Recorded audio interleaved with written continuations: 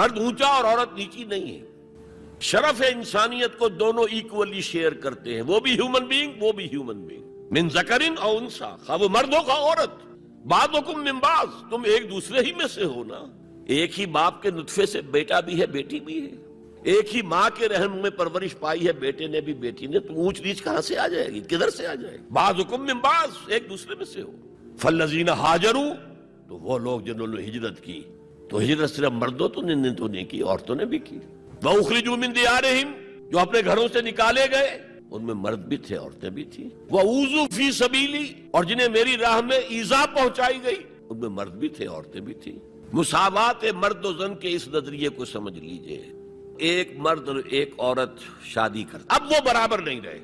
اس لیے کہ گھر بنانا ہے، خاندان کی بنا ڈالنی ہے، ایک ادارہ ہے، انسٹیٹیوشن آف فیملی ہے، اور کسی انسٹیٹیوشن کے دو برابر کا اختیار رکھنے والے سربراہ نہیں ہو سکتے.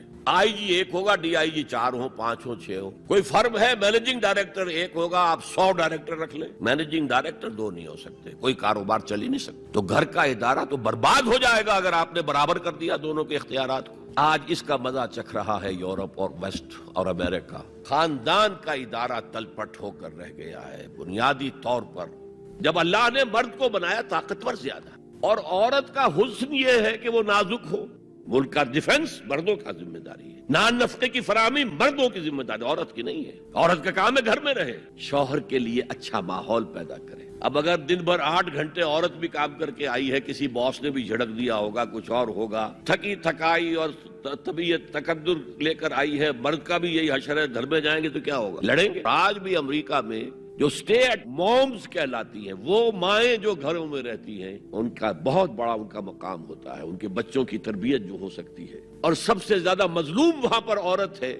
مجھے بتایا جاتا ہے کہ جب سردی برف پڑ رہی ہوتی ہے تب بھی سب سے پہلے سڑکوں پر آپ کو عورتیں نظر آئے گی. مرد 1 گھنٹے بعد گھر سے نکلے گا، کیونکہ اس عورت نے کہیں اپنے بچے کو کسی بیبی سیٹر کے پاس، چلڈرن کیئر کے پاس بھیجے گی، پہنچائے گی، پھر اپنے آفس جائے گی. شام کو آفس سے نکلے گی، وہاں سے بچے کو لگی، پھر گھر آئے گی. مظلوم ترین عورت ہے وہاں پر. دونوں بوجھ ڈال دیے اس پر، حمل بھی وہ اٹھائے، ولادت کی سختی بھی سہے، اور معاش کا بوجھ بھی ڈالو اس پر. واقعہ یہ ہے کہ آج کی عورت انتہائی مظلوم عورت. یہ اسلام کا معاشرتی نظام اس کو کسی صورت گوارا نہیں کرتا. اسلامی معاشرہ سیگریگیٹڈ ہے، مخلوط معاشرہ نہیں. عورتوں کا اپنا دائرہ کار ہے، مردوں کا اپنا ہے. کما کر لانا مرد کا کام ہے، عورت کا کام نہیں ہے. وہ گھر میں خوش اسلوبی کے ساتھ رہے، اچھے انداز میں پکائے، شوہر کا استقبال مسکراہٹ کے ساتھ کرے جب وہ گھر واپس آ رہا کام کر کے، بچوں کی دیکھ بھال کرے. اور اس اعتبار سے میں کہا کرتا ہوں، قوم کا حال جو ہے پریزنٹ، یہ مردوں کے حوالے، اور قوم کا مستقبل عورتوں کے حوالے. مستقبل اگلی نسل،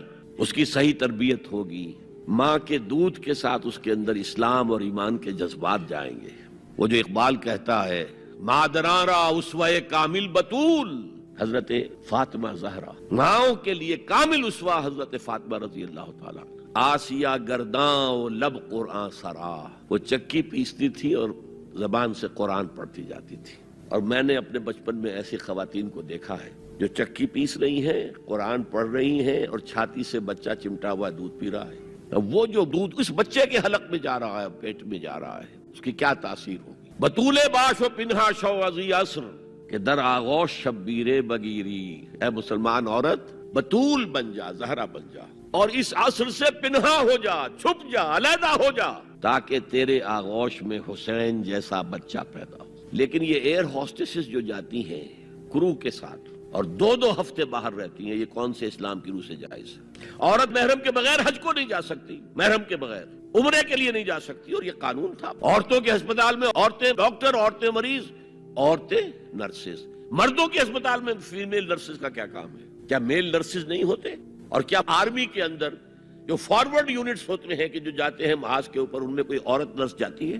میل نرسز جاتے ہیں. حالانکہ سب سے زیادہ نرسنگ کی ضرورت وہاں ہوتی ہے. کسی کا بازو اڑ گیا ہے، کسی کی ٹانگ اڑ گئی ہے، کسی کے پیٹ میں آ کر کسی بم کا ٹکڑا جو ہے لگایا، تڑیاں باہر نکلی ہوئی ہیں، تو نرسنگ سب سے زیادہ وہاں ضروری ہے. وہاں تو فیمیل نرسز نہیں ہوتی، میل ہوتے. سیگریگیشن، سیگریگیشن، سیگریگیشن، یہ آگ اور پانی کا ملاپ درست نہیں ہے. تو بڑا، سب سے بڑا پردہ تو یہ ہے. دوسرا پردہ، دوسرا قلعہ، گھر کی 4 دیواری. وقرن فی بیوتکن ولا تبرجن تبرج الجاہلیت الاولی.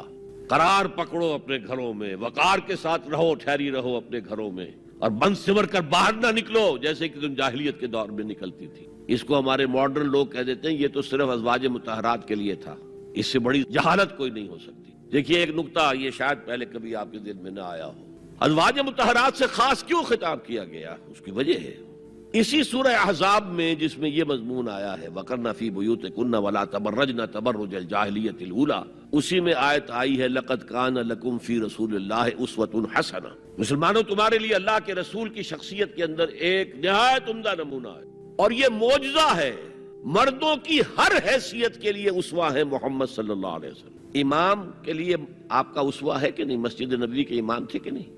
مبلغ کے لیے ہے کہ نہیں؟ سب سے بڑا کام تو آپ کا تبلیغی تھا۔ مزکی اور مربی کے لیے ہے کہ نہیں؟ باپ کے لیے ہے یا نہیں؟ شوہر کے لیے ہے یا نہیں؟ سپہ سالار کے لیے ہے یا نہیں؟ قاضی القضات کے لیے ہے یا نہیں؟ مرد کی ہر حیثیت کے لیے اسوہ ہے۔ آخر عورت کی نسوانی زندگی کے لیے تو حضور اسوہ نہیں بن سکتے، یہ خلا ہے۔ مرد کے لیے کامل اسوہ، عورت کے لیے بھی اسوہ، لیکن اس کی خاص نسوانی زندگی کے لیے اسوہ نہیں۔ اس خلا کو پر کیا ازواج مطہرات سے۔ لستن کاحد من النساء، اے محمد کی بیوی تم عام عورتوں کے مانند نہیں ہو۔ پھر جو احکام دیے گئے ہیں وہ سب کے لیے ہیں، لیکن اس میں چیریٹی بگنز ایٹ ہوم، گھر سے شروع کرو۔ سب سے پہلے خواتین، حضور کی بیویاں جو ہے وہ مخاطب ہیں۔ اور اے مسلمانوں، اگر حضور کی بیویوں سے کوئی چیز مانگنی ہو تو حجاب کے پیچھے سے مانگو، رو در رو مت ہو، فَاسْأَلُوهُنَّ مِن وَرَاءِ حِجَاب۔ یہ دوسرا قلعہ ہو گیا۔ تیسرا جسے ہم ستر کہتے ہیں، عورت گھر میں بھی ہے، گھر میں ہے، اور وہاں صرف محرم آئیں گے، نامحرم نہیں آئیں گے۔ محرموں کی اتنی لمبی لسٹ دی گئی ہے، اللہ نے کس لیے دی ہے؟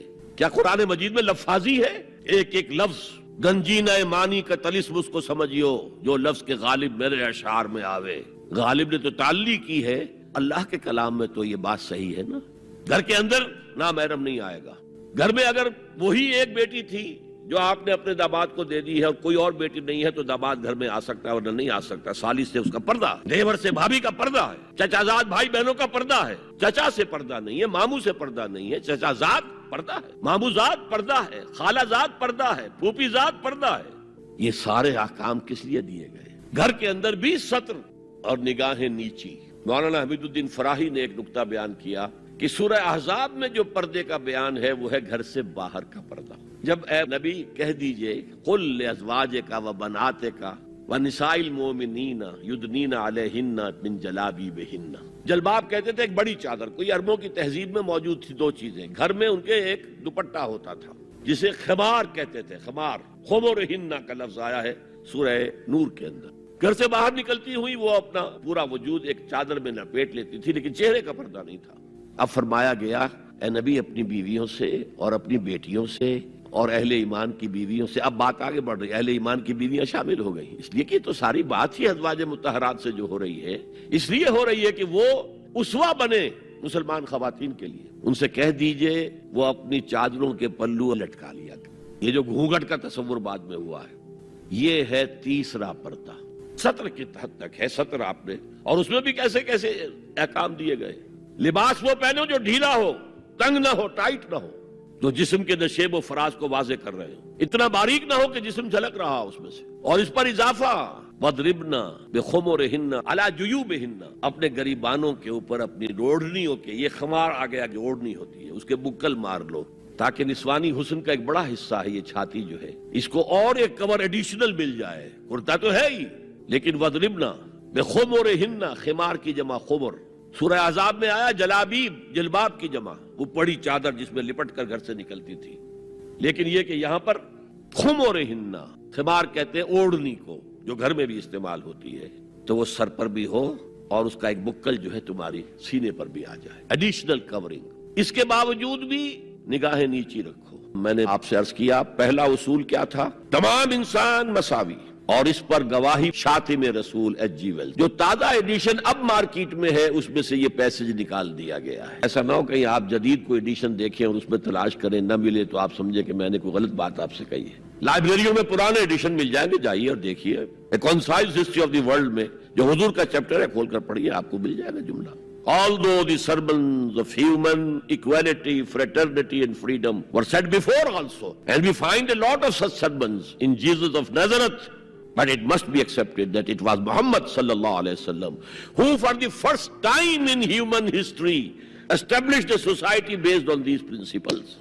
اور یہ مساوات انسانی مرد اور عورت کے درمیان بھی ہے. فرق انتظامی ہے, سو نوٹ کر لیجیے. ایک دفتر میں ایک افسر ہے, ایک کلرک ہے, ایک چپراسی ہے, بحیثیت انسان برابر ہے. اس انتظامی سٹرکچر میں تو برابر نہیں ہے. آفیسرز کے اختیارات کیا ہیں, چپراسی کے کیا ہیں, کلرک کے کیا ہیں. حالانکہ ایز سٹیزنز آف اسٹیٹ برابر ہے, ایک ووٹ اس کا, ایک ووٹ اس کا ہے. کیا آفیسر کے 4 ووٹ ہیں اور چپراسی کا 1 ہے؟ نہیں, 1 ووٹ برابر ہے. As citizens of the state they are equal. لیکن جہاں کام کر رہے ہیں وہاں تو ایکول نہیں ہے. یہ فرق ہے کہ جس کو دنیا ایکسپلائٹ کر رہی ہے. حالانکہ اس سے زیادہ لاجیکل بات اور کوئی نہیں ہو سکتی. ایک خاندان کا ایک سربراہ کسی انسٹیٹیوشن کا ایک ہی سربراہ ہوگا. وزیر 10 رکھ لے, پرائم منسٹر تو 2 نہیں ہو سکتے. پرائم منسٹر 1 ہوگا. نائب صدر 10 رکھ لے, صدر تو 1 ہی ہوگا. انتظامی ہے, یہ نہیں ہے کہ عورت گھٹیا ہے. نہیں, مرد اور عورت مساوی ہے.